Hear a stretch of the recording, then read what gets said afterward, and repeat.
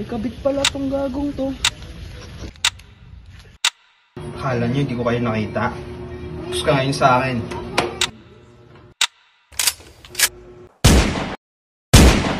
Anong ginawa mo?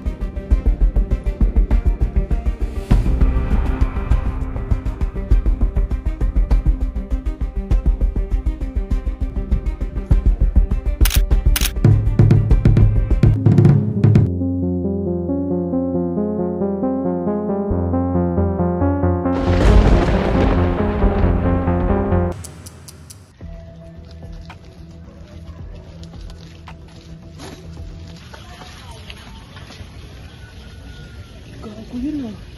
May kabit pala tong gagong to.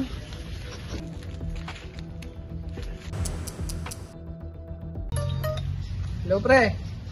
Hello, pre. Inuman sana tayo sa bahay. May pasok ka ba? Sige, pre. Wala naman pasok ngayon. Oo, sige. Yayain ko din si Sanchez tsaka si Lakaba. Dito tayo sa bahay. Sige, kita-kits na lang. Sige, pre. Akala nyo hindi ko kayo nakita? Tapos ka ngayon sa akin. Pre, kumusta? Tol! Musta? Tuloy kayo, Tol. Tol. Ay, renders ulit ah. Tol, balita update mo. Tol, medyo nagkakalabuan kami. Pero pinipilit ko pa rin. Mahal ko kasi siya eh.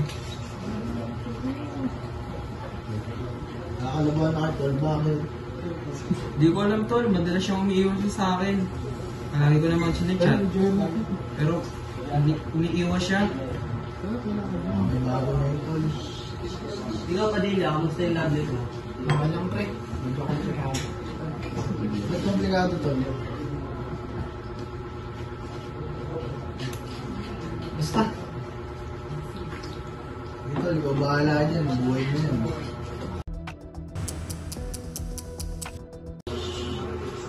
Pre, kaya pa ba, pre? Ikaw muna ako, pre. Sige, pre.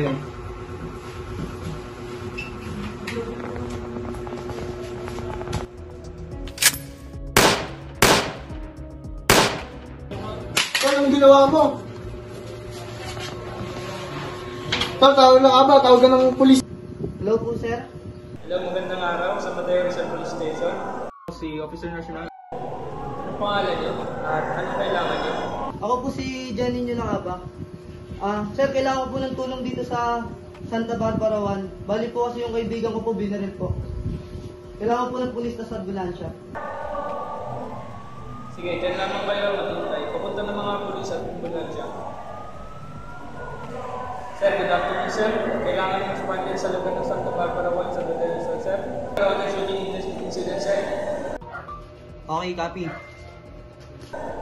Okay, sir. Sir, good afternoon. Police Officer Toriano. Galing po, ano po nangyari dito? Binaril po yung kaibigan namin. Sir, yung po pumatay siya. Sir, pumatay siya. Sir, ano kayo sa gilid mo na kayo? Sa gilid mo na kayo, sa gilid.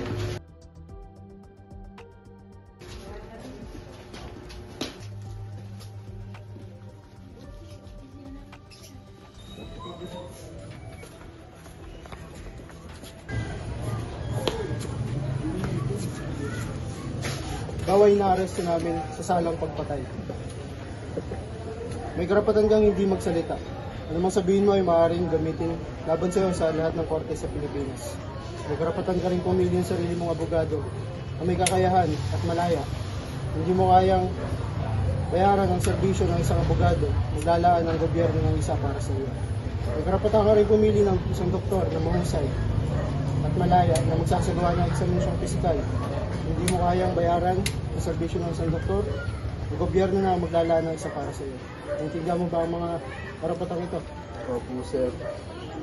Ako si Police Corporal Ryan J. Valencia. Ano pong buong pangalan nyo? Ako po si Edison Sanchez, Ilang taong ka na? 21 years old po.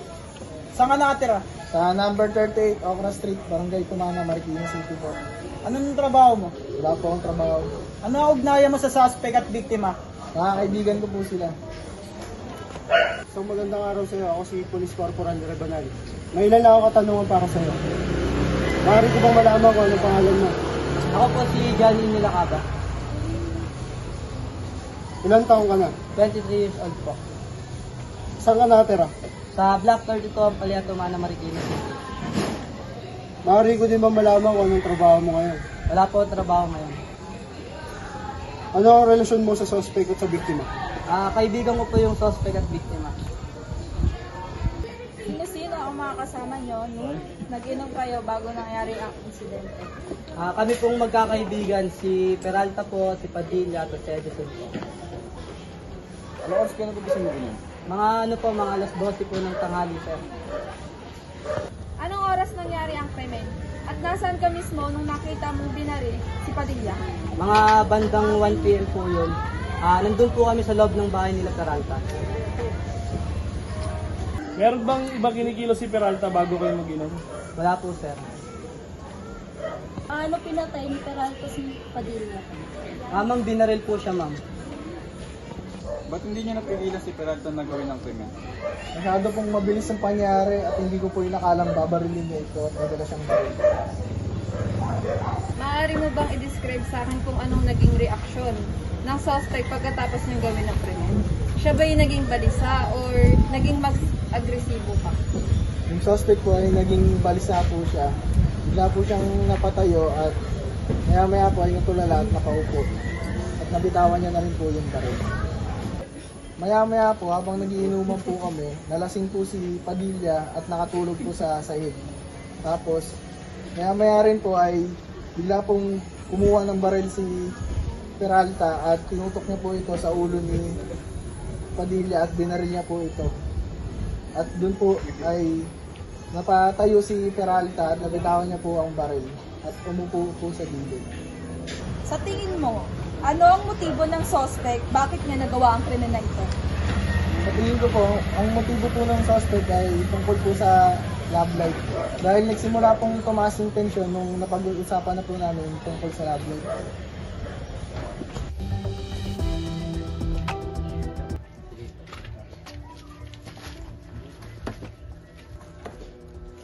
Magandang araw, ako yung investigator on case. May nangyaring pagpatay dito sa Barbara 1 San Mateo Rizal. Kailangan namin ng SOCO team para i-process yung crime, sinatkunan yung mga evidence.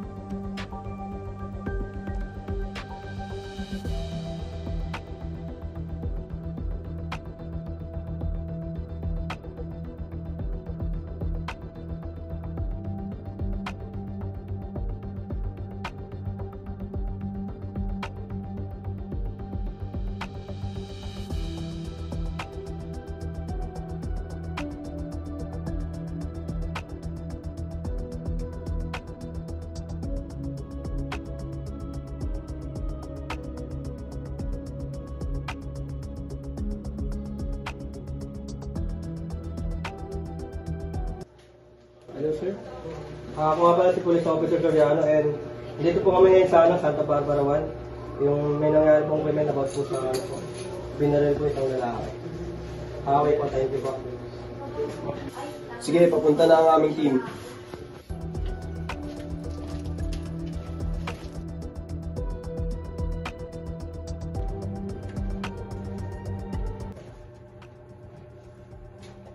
Grabe nga ang ginawa nilang pagpatay dito.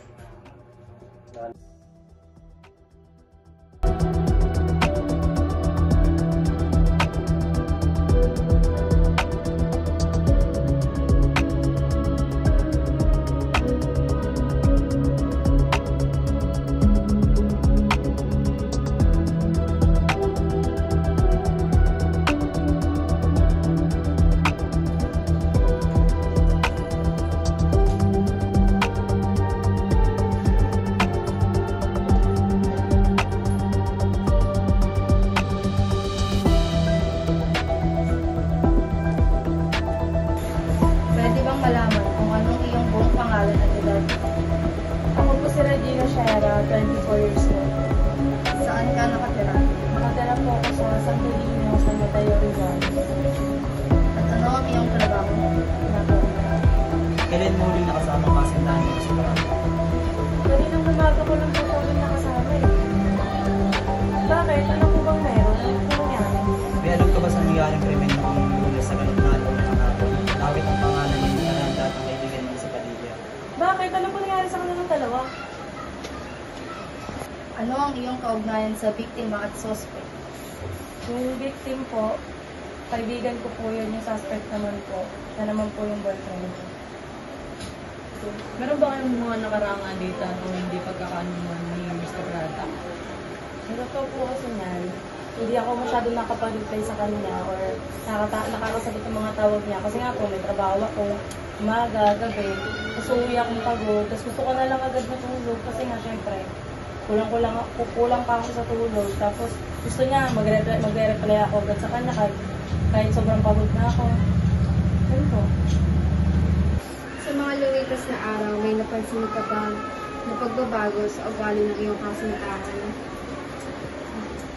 Hindi naman po siguro sa kanya bago yung pagiging mainitin yung ulo niya, pero mas lalo siguro siyang lumala ngayon kasi hindi na ako masyadong nakakapag-reply nga sa kanya. Ganun. May alam ka ba na may pagmamay-aring baril ang iyong kasintahan? Bukod sa pag-inom, may alam ka ba bang iba pang vision ng kayong kasintahan? Wala po. Kapag may karagdagan ka pa palang information or pwede makatulong sa amin, pwedeng kamay yung umapit. At kung may karagdagan ka pa pang information, kapag may yung lumapit sa amin. At maraming salamat para sa mga nasa information na binigay mo.